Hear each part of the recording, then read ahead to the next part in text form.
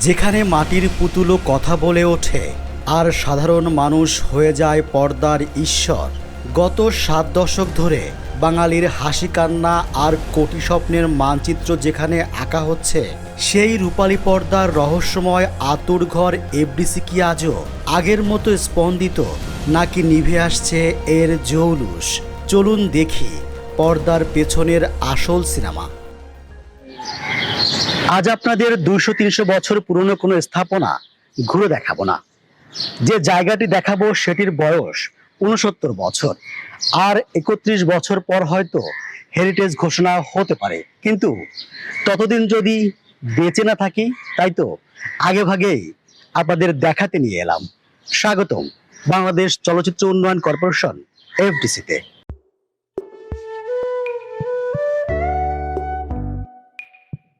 নবনির্মিত এই দৃষ্টিনন্দন দরজা দিয়ে ভেতরে প্রবেশের সময় মনের ভেতর একরকম উত্তেজনা কাজ করছিল।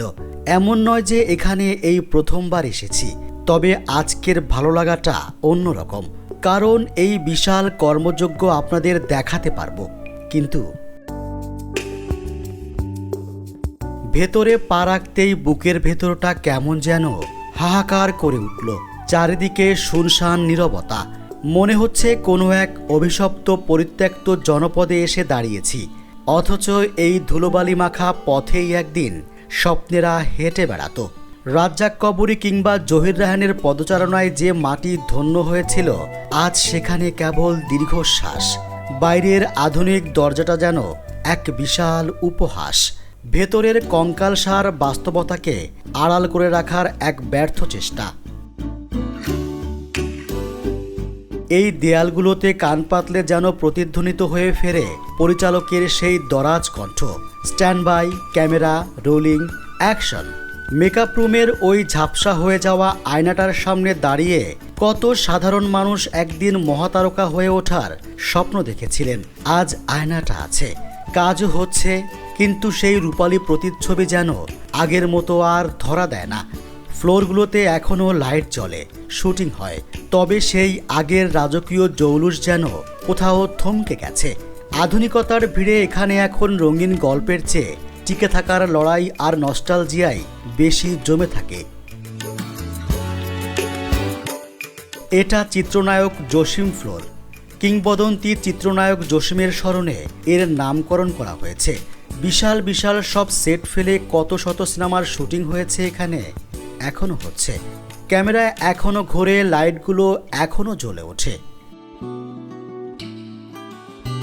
পাশেই রয়েছে চলচ্চিত্র শিল্পী সমিতির কার্যালয়, অর্থাৎ চলচ্চিত্রের অভিনয় শিল্পীরা এখানে আসেন, আড্ডা দেন, এমনকি ভোটের মাধ্যমে নেতাও নির্বাচন করেন।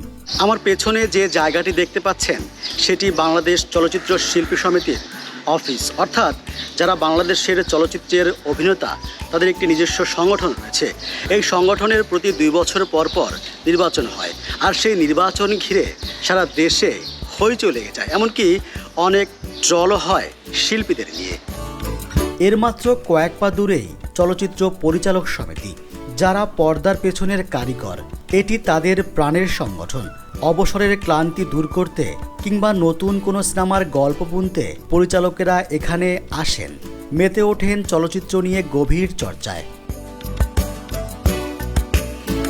এই যে ধুধু ফাঁকা জায়গাটা দেখছেন, এখানে একসময় মানুষের পদচারণায় মুখর থাকত। অভিনয় শিল্পী আর কলাকুশলীদের অবিরাম দৌড়ঝাঁপ, এক ফ্লোরের শুটিং শেষ করে অন্য ফ্লোরে ছুটে চলা, সব মিলিয়ে এক যান্ত্রিক কিংবা মায়াবী ব্যস্ততায় মুখর থাকত এই চত্বর। কাজ আর কাজের নেশায় বুঁদ হয়ে থাকতেন সবাই, অথচ আজ সেখানে কেবলই দীর্ঘশ্বাস। এই যে জায়গাটি দেখছেন, এখানে চলচ্চিত্রের এক্সট্রা আর্টিস্টরা বসে থাকেন। এক্সট্রা আর্টিস্ট বলতে যারা সিনেমার ছোট ছোট চরিত্রে অভিনয় করেন, সারাদিন তারা এখানে বসে থাকেন। যখন শুটিংয়ের ডাক পড়ে, তখনই তারা ছুটে যান। এখনও এক্সট্রা বা পার্শ্বশিল্পীরা এখানে আসেন, ঘন্টার পর ঘন্টা অপেক্ষা করেন, কিন্তু সেই সোনালি দিনগুলোর মতো ডাক আর আসে না। অভাবের তাড়নায় কেউ এই পেশা ছেড়ে দিচ্ছেন, আবার কেউ বেঁচে থাকার তাগিদে বেছে নিচ্ছেন সম্পূর্ণ ভিন্ন কোনো পথ। স্বপ্নগুলো এখানে এভাবেই ফিকে হয়ে যাচ্ছে। এবার আপনাদের এমন এক জায়গায় নিয়ে যাব যা 60, 70 কিংবা 90 দশকের দর্শকের কাছে ভীষণ চেনা। বিটিভিতে যারা নিয়মিত সিনেমা দেখতেন তারা কি এই আঙিনাটি চিনতে পারছেন? আমি এখন দাঁড়িয়ে আছি এফডিসির ঝর্ণা স্পটে।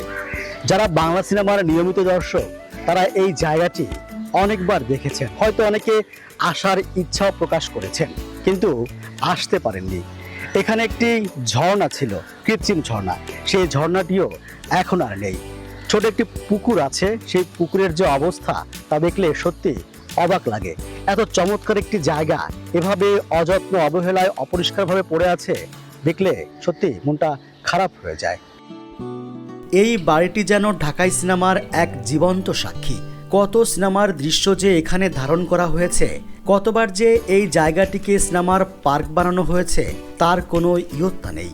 ছোটবেলায় পর্দায় দেখা সেই চেনা দৃশ্যগুলো আজ সামনে থেকে দেখে এক অন্যরকম শিহরণ অনুভব করছি। শুটিং স্পটের মাঝে রয়েছে একটি শান্ত পরিবেশের মসজিদ। আগের পুরনো কাঠামোটি ভেঙে এখন এটি নতুন রূপে নির্মাণ করা হয়েছে। এখানে নিয়মিত নামাজ আদায় করেন শিল্পী ও কলাকুশলীরা।